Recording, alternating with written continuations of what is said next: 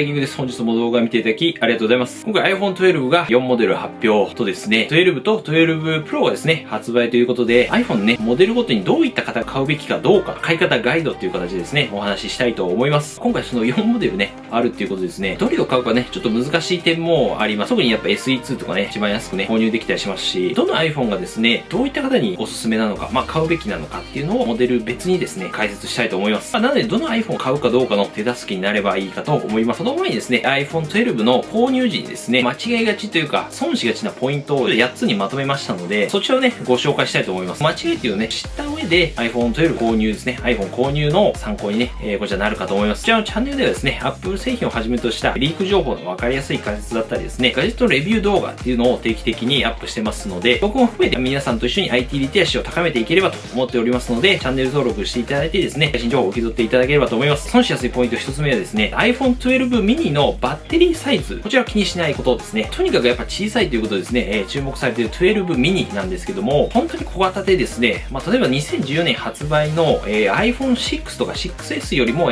小さいと。近年もうとにかくスマートフォンがね、もうどんどん Android とかも大型化していってる中ですね、稀に見る小ささというか、それが強みでもあるんですけど、弱みになるところもありまして、それがやっぱバッテリー持ち、SE2 とか8プラスとかよりもバッテリーね、駆動時間という長いみたいなんですけども、実際ちょっと使ってみないとわかんないっていうところは正直あります。結構バッテリーを消費するゲームとかですね、動画とか結構そういうのをゴリゴリね、やったりする人は1万円ですね、上乗せすれば iPhone 12ですね、買えるので、そちらの購入が結構おすすめかなっていうところですね。バッテリー持ちについては12 mini をですね、購入する予定ですので、それでちょっと検証とかもね、したりします。2つ目ですね、購入時に損しやすいポイント、2つ目が、iPhone 12 Pro の方がですね、画面とか防水性能が良いとか、軽いとか薄いと思って購入することですね。去年の場合 iPhone 11と11 Pro の場合だとですね、画面がその有機 EL と例えば液晶ディスプレイで違ったりはあったんですけども、今年はなんと画面は全く同じですね、スーパーレティナ XDR ディスプレイになってます。画面の解像度はもちろんこれ高い方が綺麗に見えるんですけども、あとは HDR の最大輝度とか、最大の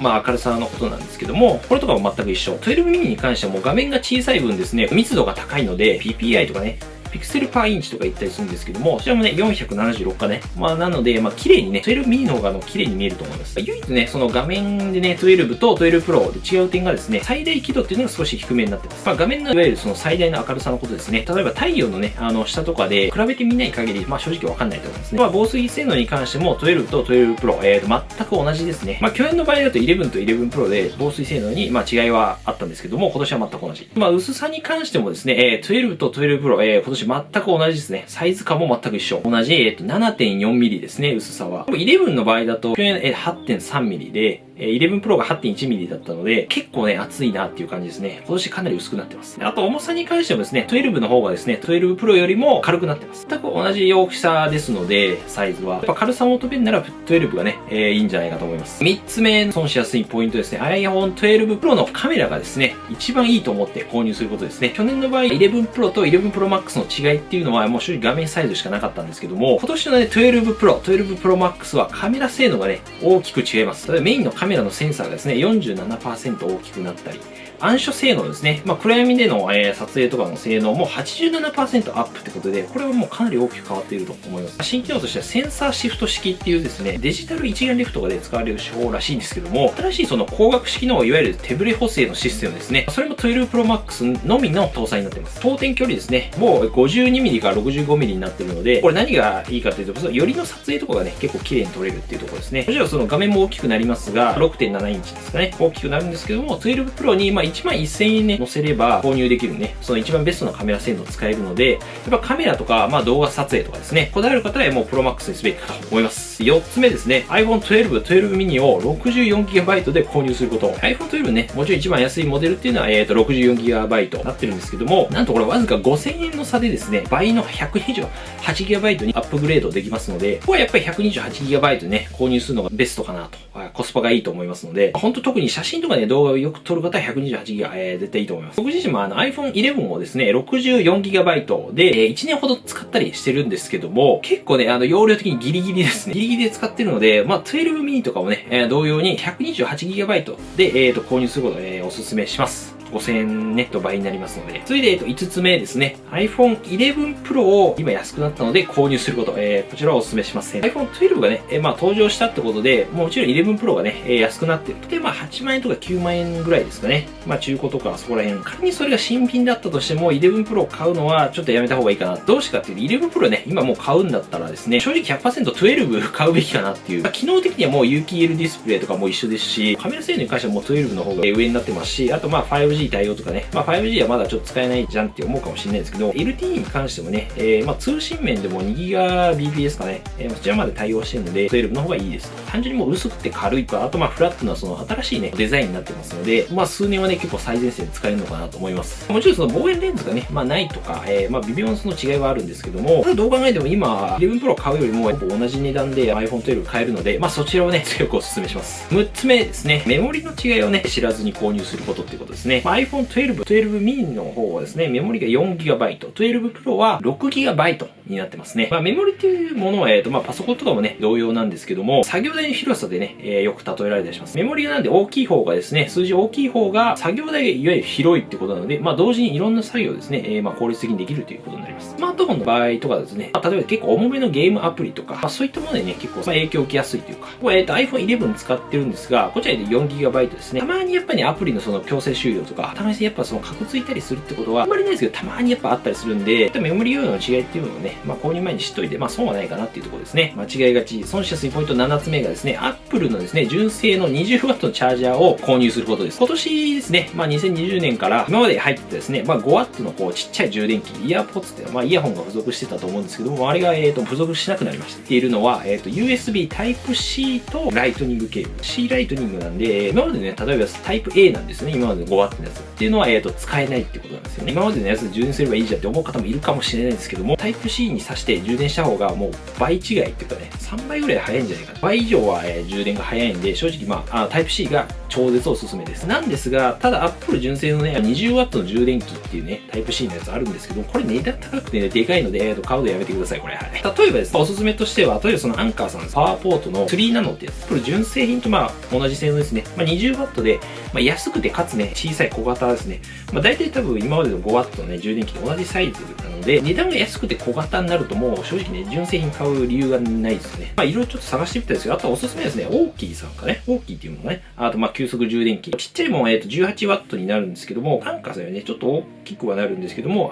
プラグがね、こう折りたためるタイプですね。30W のモデルとかもあるんで、iPad がもちろんなんですけども、30W まで行くと、これ MacBook Air もね、充電できます。プロは60W ないとね、できないんですけども、プラグが折りたたみ試験で折りたためてね、持ち運べるんで、これめっちゃいいんじゃないかなと思いますね。一応概要欄にね、Amazon のリンクを貼ってますんで、ぜひね、ご覧ください。最後、8つ目ですね。購入時間違いがち損しやすいポイント、大手キャリアでですね、iPhone 12の購入することです。キャリアっていうのは大手の通信会社のことなんですけども、いわゆるドコモ、au、ソフトバンクですよね。ここでのやっぱ iPhone 12の購入はね、割高になってます。正直やめた方がいいと思いますね。はい。しかもSIM ロックかかってますしね。要するにSIM ロックね、解除できるんですけども、購入から多分100日ぐらい経たないとできません。ドコモだったらドコモのものしか使えない。au しか使えないってやつですね。ロックがかかってる。全くだって同じ商品なのに本体価格が1万円、2万円とか、なんかもう高いもの多分3万円ぐらいね、違ったりするんですよね。おそらくその大手のキャリアが、Apple に手数料ね、支払うんで、その分がね、上に乗ってるんだとね、思うんですけど、人件費とかもあるのかな。36回払いとか48回払いすると、実質半額みたいなね、歌い文句がありますが、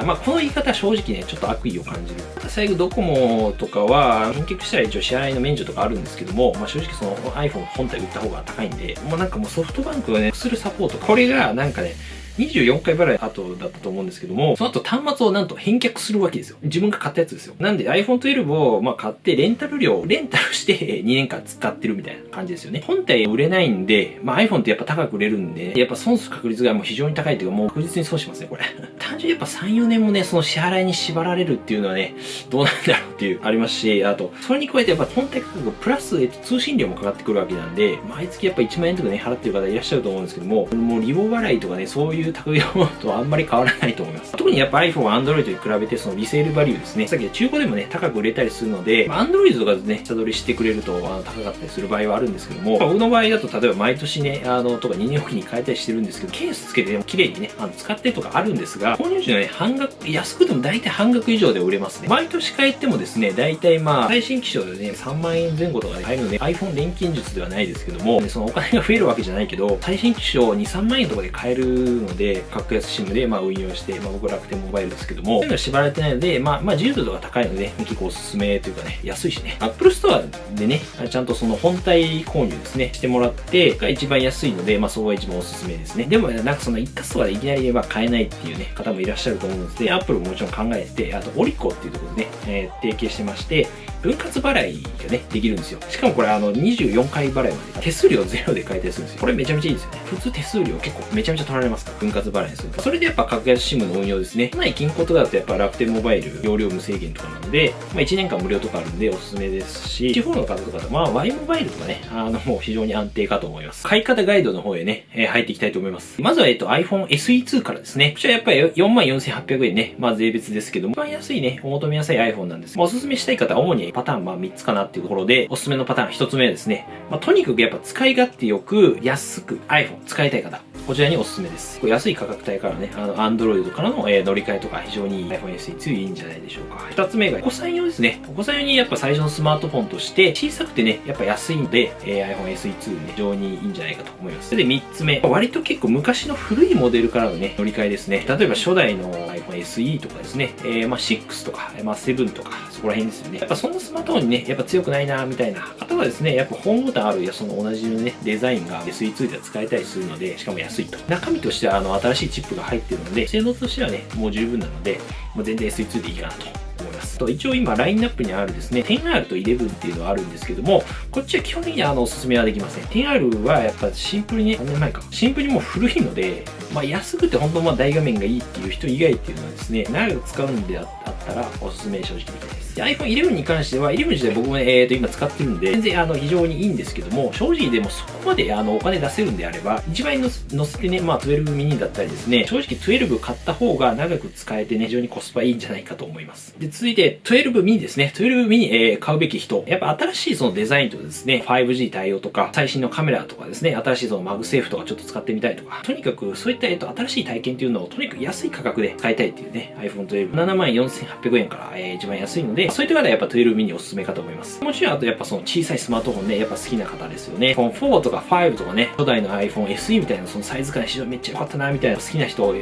僕も結構好きなんですけども、そういった方はミニね、最高じゃないかと、買うべきかと思います。また機能とか性能的にはね、iPhone 12と、全く同じですので、懸念点的に違うのはやっぱそのバッテリーのサイズですよね。バッテリーもちょっとやっぱ少なくなっちゃうっていうのと、画面サイズが小さくなるっていうところ。それだけです、違いは。次に iPhone 12ですね、買うべき人なんですけども、これ本当もうとにかく万人にお勧めできるかな。とりあえず迷ったら、12買っておけば正直間違いないです。はい、何がいいって言われたらもう12って言います、僕は。はい。12 Pro と、中身はもちろん同じですし、性能とか。その上でさらに安く買えたりとか、さらに去年の本当11 Pro にも正直勝るモデル。12 Pro とね、違いはどういうところなんだっていうところなんですけども、12 Pro がですね、逆に12よりも、優れてるポイントっていうのが8つですね。8個かなっていうところで、1個目、ステンレススチールの高級感、質感ですね。デザイン。で、2つ目が、望遠レンズが使えるっていうところ。3つ目がライダースキャナーの搭載ですね。AR が使える。4つ目はさっき言ったメモリーがですね、6GB と多いってことですね。12が 4GB ですね。容量はですね、128GB からと多いですね。12は 64GB からになってます。動画撮影に関して、ドルビービジョン HDR っていうのはですね、60fps ってね、1秒間に60個の撮影、ちょっと滑らかな撮影ができる。12は30fps までの対応です。7つ目が Apple Pro RAW というものが使えますね。ロー撮影とか言うんですけども、写真とかを撮った後でその生データっていうのがね、残ってるので、撮った後で編集とかがね、かなりやりやすいっていうね、ちょっと容量が重いとか問題はあるんですけども、写真が好きな人はね、これかなりいいんじゃないかなっていうところ。最後は画面の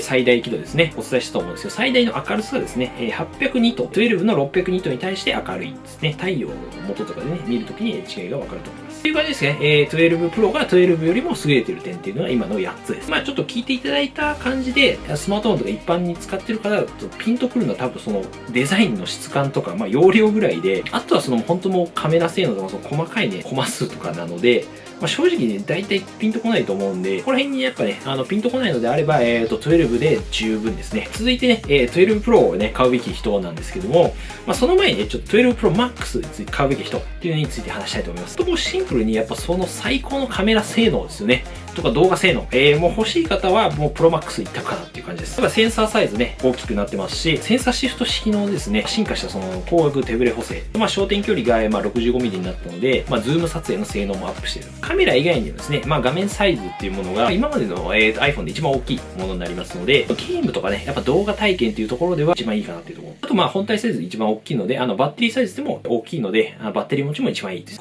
大容量のバッテリーが欲しいっていう方には、Pro Max いいんじゃないでしょうか。一応1万ね、1000円上乗せすれば、その一番いいね、カメラ性能っていうか、手に入りますんで、ただ逆にそんな大きいサイズがいらねえよっていう、6.7 インチも、大きい iPhone いらないっていう方もいらっしゃると思うんで、そういった方ですね、12 Pro かなっていうところ。最後ね、12 Pro を買うべき人ですね。カメラ性能でさっきみたいに望遠レンズをね、結構必要とする方とか、Apple Pro RAW をね、ちょっと使いたいなとか、ロー撮影やってみたいとか、ライダースキャナーですね。こういうのやっぱ活用でね、仕事とか、普通に遊びとかでね、なんかいいんですけども、12 Pro いいんじゃないかと思います。他にやっぱ12 Pro を選ぶ理由として、ステンレススチールですね、質感ですよね。この高級感あるそのデザインとかに、12 Pro にプラスして、2、3万出しても、全然いいよっていう方ですね。そういった方はやっぱ12 Pro ね、買うべきなんじゃないかと思います。シビックね、ブルーとかね、かっこいいですよ。かっこいいと思うんで、はい。もしこちらの動画がですね、少しでも役に立ちましたら、同ボタンとかね、チャンネル登録よろしくお願いいたします。iPhone 12 mini とかね、マグセーフも購入してちょっとレビューしたいと思いますので、チャンネル登録してお待ちください。ということでまた次回の動画でお会いしましょう。良い一日お過ごしください。バイバイ。